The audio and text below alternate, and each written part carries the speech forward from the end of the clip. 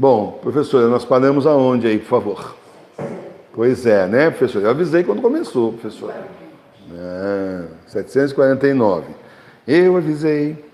Se uma pessoa, nós estamos falando, gente, nós estamos falando ainda da questão da confissão. Como é que você se prepara para a confissão, que vale totalmente também para a confissão espiritual. Aqui nós estamos falando da acusação dos pecados ao confessor.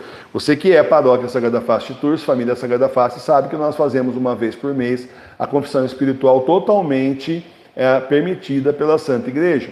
Você sabe disso.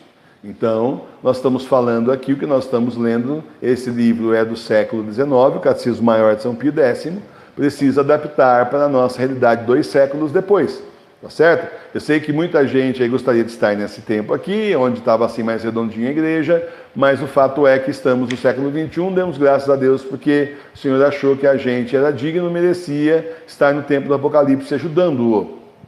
Fim de conversa. Eu sei que você acha que você não merecia, mas o Senhor achou e a gente olha e não entende o que foi que ele viu, mas ele viu e você não vai discutir com o Senhor Deus do Universo. Você vai cumprir a missão, vai cumprir o seu sim, vai honrar o sim que você deu ao Senhor e simplesmente cumpre a sua tarefa, se converta e pronto. Você não discute, né? Você simplesmente agradece, certo? Ainda mais quando um monte de santos e santos queriam estar na nossa época. 749, então, é a pergunta. Se uma pessoa não tiver certeza de ter cometido pecado, deve confessá-lo? Se uma pessoa não tiver certeza de ter cometido pecado, não é obrigado a confessá-lo. Se, porém, o quiser acusar, deverá acrescentar que não tem certeza de ter cometido. Quem não se lembra exatamente do número dos seus pecados, que deve fazer? Quem não se lembra exatamente do número dos seus pecados, deve acusar o número aproximado, porque antes... Na pergunta da outra vez que nós estávamos estudando, aqui o catecismo, sempre no começo estudo o catecismo e a vida dos santos, vamos para a nossa liturgia das horas, depois então o Santo Terço, né? E aí então, da outra vez, né, nós ficamos sabendo justamente que seria bom, recomendável que você chegasse lá e falar, bom, pequei contra a castidade 5 vezes esse mês, uma coisa assim, né? Desde a última vez que confessei, eu pequei, fiz isso e foram tantas vezes que eu pequei. Mais ou menos isso, né? E às vezes a pessoa não lembra, e aí então... vai dizer um número aproximado, tá certo? Mesmo na confissão espiritual também, está confessando por intercessão do Padre Pio, com o Nosso Senhor, vamos seguir o manual, né? Muito bom. Quem deixou de confessar por esquecimento um pecado mortal ou uma circunstância necessária, fez uma boa confissão? Quem deixou de confessar por esquecimento um pecado mortal ou uma circunstância necessária, fez uma boa confissão, contanto que tenha empregado a devida diligência no exame de consciência. E aqui eu preciso falar o seguinte, porque é assim, se você vai fazer a confissão e esconde pecado mortal, você acabou de não conseguir ser absolvido e ainda pecou mais uma vez, mais um pecado mortal. Beleza, né? Vai esconder um pecado e sai com 2. Agora, quando você, assim, esquece... Então aí você esqueceu, você tinha feito o exame de consciência e esqueceu, então tá certo. O problema é que tem um porém aí, né? E o porém é que o demônio, ele adora, mas ele assim, ama de paixão simplesmente acusar você dos pecados que você já cometeu, você já se arrependeu, já pediu perdão e já foi perdoado. Só para estragar a sua confissão. Você faz aquela confissão joia, né? Tira aquele pesão, né? 1 tonelada de chumbo das costas, né? De culpa, pecado, uma porcaria, né? Aí você sai leve, com o espírito assim, a alma limpa, saltitante, aquela coisa, né? Fresca, gostosa, né? Puxa vida, valeu a pena essa confissão, estou me sentindo melhor, né? E aí, infelizmente, vem o demônio e começa, esqueceu disso, esqueceu daquilo, isso aí você não falou, não está vendo, você não foi perdoado. Só que a questão é que essas coisas que ele fala, muitas delas a gente já confessou, e já foi perdoado. Daí tem gente que já fica amuado, né? Ah, tá vendo? Tá vendo? Eu sabia que eu tinha esquecido. Mas quantas vezes você vai confessar o mesmo pecado de 1979? Por favor, né, gente? Se arrependeu, se arrependeu. Fez ali o ato de contrição, fiz. Confessou, confessou. Teve penitência, teve. Fez, fez. Acabou, você foi perdoado. Aquele você foi perdoado. Então não vamos continuar fazendo aí confissão dos pecados de quando a gente era bebê o resto da vida, né? Senão aí não vai, porque aí o que acontece? Sem contar aquelas pessoas que falam assim, eu nunca vou me perdoar. Então, mas o Senhor te perdoou, quem é você para não se perdoar? Complicado. Então entenda o seguinte, o Senhor perdoou você, e a tentação é você não se perdoar, e isso ofende o Senhor. Eu falo para vocês que o jogo muda de nível, o demônio é fogo.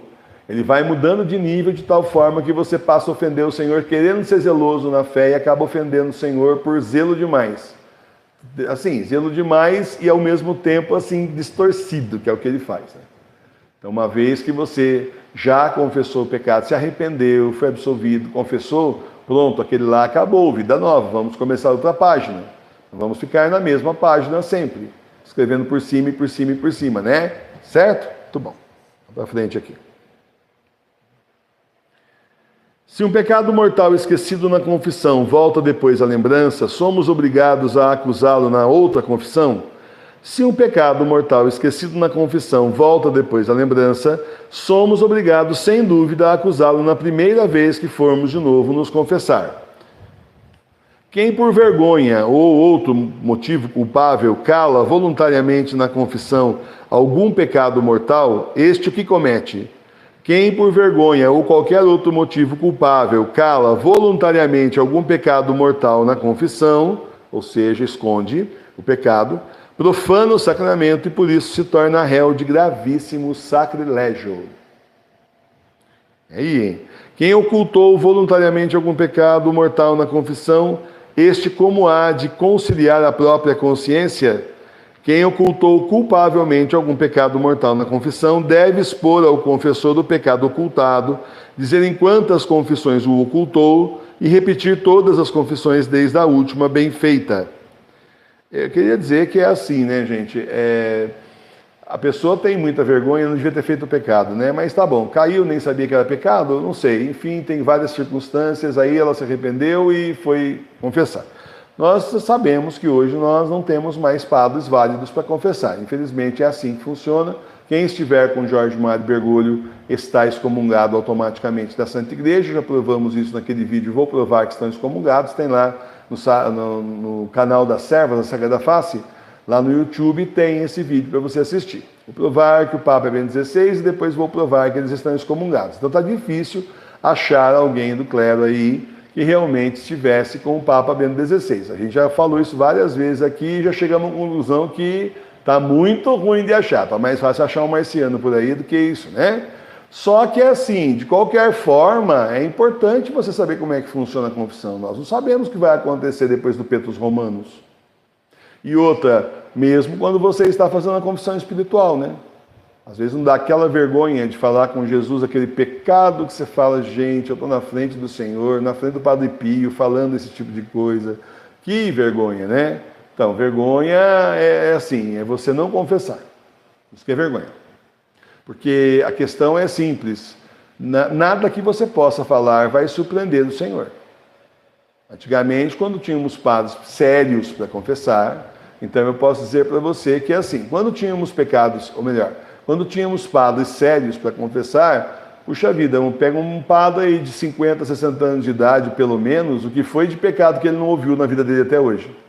Eu nunca ouvi história, gente, de um padre que a pessoa vai confessar um pecado daqueles, sabe aquele pecado, pensa num pecadão rasgado, um pecado assim, você nem consegue pensar, né? Então pensa assim, um pecado terrível. E que o padre ficasse barbarizado e começasse a falar alto no confessionário. Que absurdo você fazer isso! Eu não acredito que você pecou dessa forma. Nunca ouvi essa história. Nunca ouvi. Certo? Já vi, assim, histórias de padre que pegou no pé, deu ali uma penitência um pouco mais pesada, porque afinal das contas a pessoa proporcional ao que ela tinha cometido, mas vendo o arrependimento da pessoa, nunca vi. O próprio Senhor também nos perdoa. Então, uma vez tem uma história de um padre, se não me falha a memória, essa história no México, faz tempo já, foi aí, acho que no século XIX, acho que é século XIX, que o padre, o cidadão chegou lá para confessar a primeira vez, confessou o pecado, foi perdoado. No outro mês ele voltou e confessou o mesmo pecado de novo. O padre falou, mas esse você já confessou. E o rapaz falou, é que eu fiz de novo. Então, meu filho, não faço de novo, vou confessar a você hoje, vou te absolver hoje, mas você não faz de novo. No outro mês, terceira vez, apareceu com o mesmo pecado.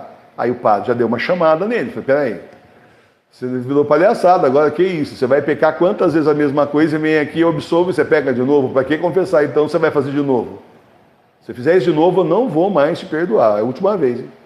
Você se vigia aí que esse pecado não vai mais perdoar. O rapazinho não sabia onde punha a cara, mas, bom, tá certo, né? Foi embora. Na quarta vez que o rapaz foi confessar, o padre perdeu a linha. Falou, agora não dá. Não tem mais condição. Te avisei que eu não ia mais te perdoar. Eu não vou te perdoar. Certo? Aí o Senhor, né, tinha um crucifixo grande na igreja. O Senhor, então, despregou uma das mãos da imagem, fez assim para ele, para o padre, e disse, não foi você que morreu na cruz por ele. Ou seja, era para ele perdoar, porque Jesus perdoa, quando vê o real arrependimento da pessoa. Só para você entender, essa imagem existe lá até hoje, se não me falha a memória no México, existe essa imagem lá até hoje de Jesus fazendo assim para o padre. Então, para você entender que o Senhor, vendo o seu arrependimento, Ele perdoa. Não quer dizer que você está liberado para pecar a mesma coisa todo mês. Capite? Não é isso que eu estou falando. Mas eu estou falando que se acontecer uma coisa dessas, o Senhor está pronto a te perdoar desde que você se arrependa e Ele perceba que você está lutando contra o pecado, né, para não fazer de novo. Porque o que é o pecado? Ofensa contra Deus. É você agredir o Senhor com o seu comportamento, com as suas ações, com as suas omissões, seus pensamentos, suas palavras. É isso que você está fazendo. Então vamos parar de ofender o Senhor que nos ama tanto e nos chamou para ser igreja verdadeira, igreja doméstica. Tá certo? Vamos vigiar sempre. Tá bom. Quando você conseguir vencer, não se preocupe. Fala assim, minha vida vai ser chata, porque depois que eu vencer os pecados que eu sempre faço, o que eu vou confessar? Não vou poder ir na confissão espiritual nesse dia. Vai ficar sossegado, o demônio ele é criativo, ele vai arrumar mais outros para você. Mas pelo menos esse você já venceu, tá bom? E se você ficar de olho, de repente você chega aqui e confessa uma coisa só, pessoa, beleza? E outra vez você não confessa nada, fala, Senhor, obrigado, Senhor, eu não pequei nada esse mês. Vou continuar vigiando, senão mês que vem eu volto com 10 pecados na lista. O objetivo é esse, gente. Eu sei que é difícil, mas também não é impossível, tá bom? Que deve considerar quem se vir tentado a calar algum pecado na confissão. Quem se vir tentado a calar um pecado grave na confissão deve considerar, primeiro, que não deve ter vergonha de pecar na presença de Deus que vê tudo. Segundo, que é melhor manifestar os próprios pecados ao confessor em segredo do que viver inquieto no pecado, ou ter uma morte infeliz e por isso ser envergonhado no dia do juízo universal em face do mundo inteiro, porque no dia do juízo final, o mundo inteiro vai estar vendo o seu pecado, não há nada escondido que não venha a ser revelado e todo mundo vai saber o seu pecado. Era melhor ter confessado antes, né? Agora, a pessoa tem tanta vergonha de confessar para o padre, mas não teve vergonha de pecar contra Deus. E o Senhor ele vê tudo, sabe tudo e está em todos os lugares. Onipresente, onisciente, onipotente. Aí não teve vergonha. Que é isso, gente? Na hora de confessar com o padre ou na hora de fazer a confissão espiritual, não tem vergonha?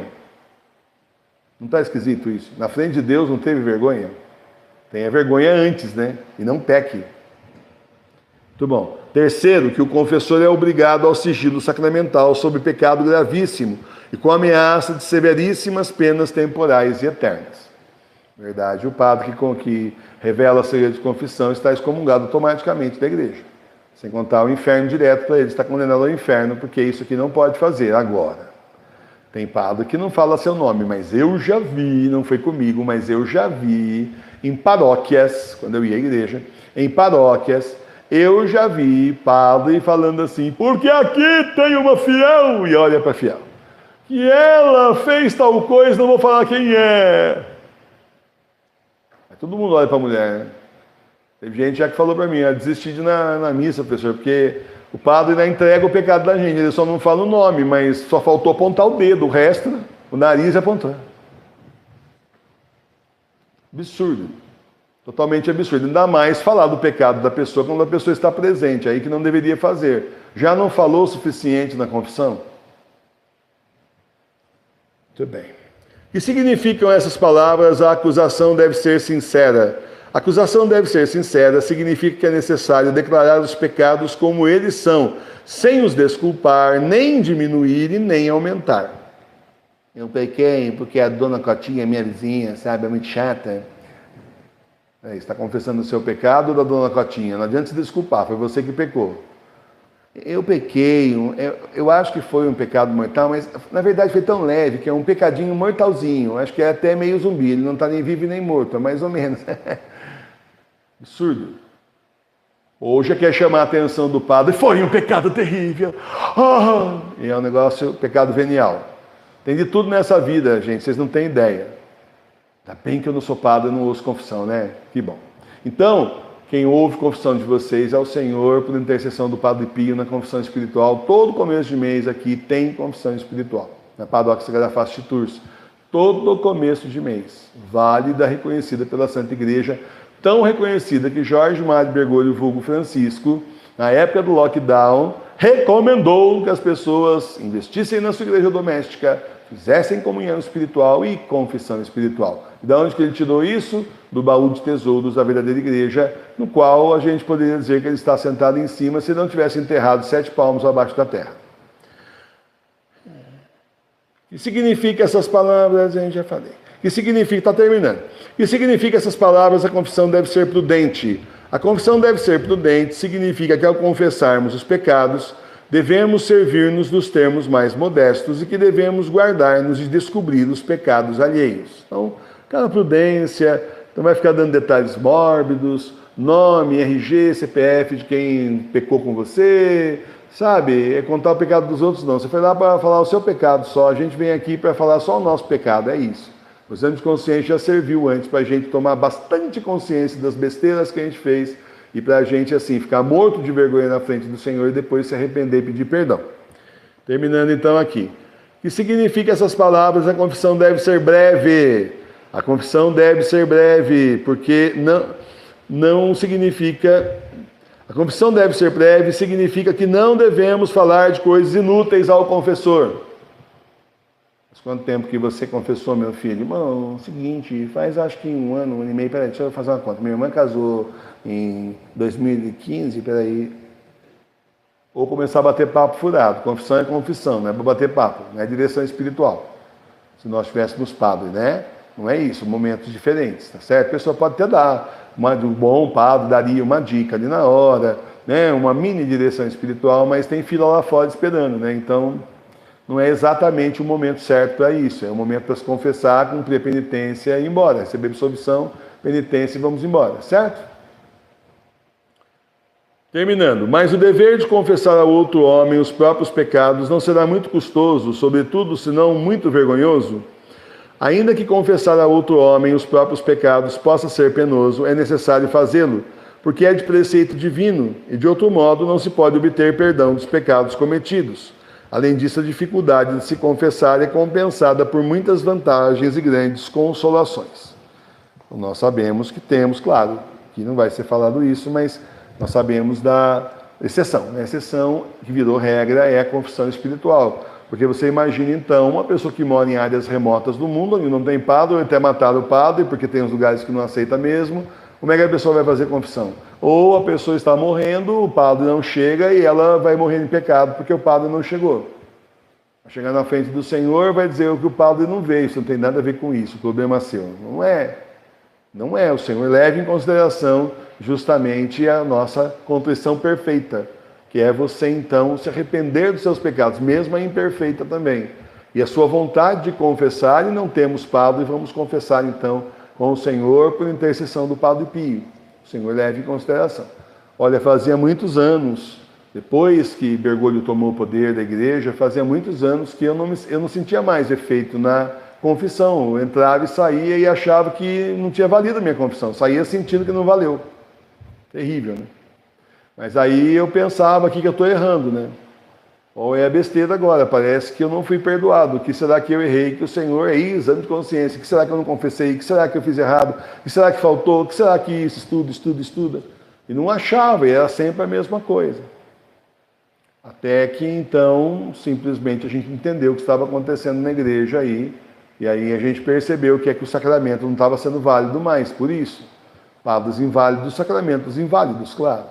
E aí, então, quando a gente passou a fazer a comunhão espiritual, que o Senhor nos mostrou, mas que na verdade já existia na igreja, o Concílio de Trento, ele aprova a contrição perfeita. Então, quando a gente descobriu e começou a fazer a confissão espiritual, daí voltou, graças a Deus, aquela sensação boa de ter sido perdoado, graças a Deus. Então, é válida sim, continue fazendo, é o que nós temos agora, e pare de reclamar. Tem gente que fica, se tivesse um padre, vamos parar com isso, gente. O Senhor nos deu igreja doméstica, o sumo sacerdote da Santa Igreja está conosco. Pare de aspirar por homens, pare de pensar nas criaturas e vamos pensar mais no Criador.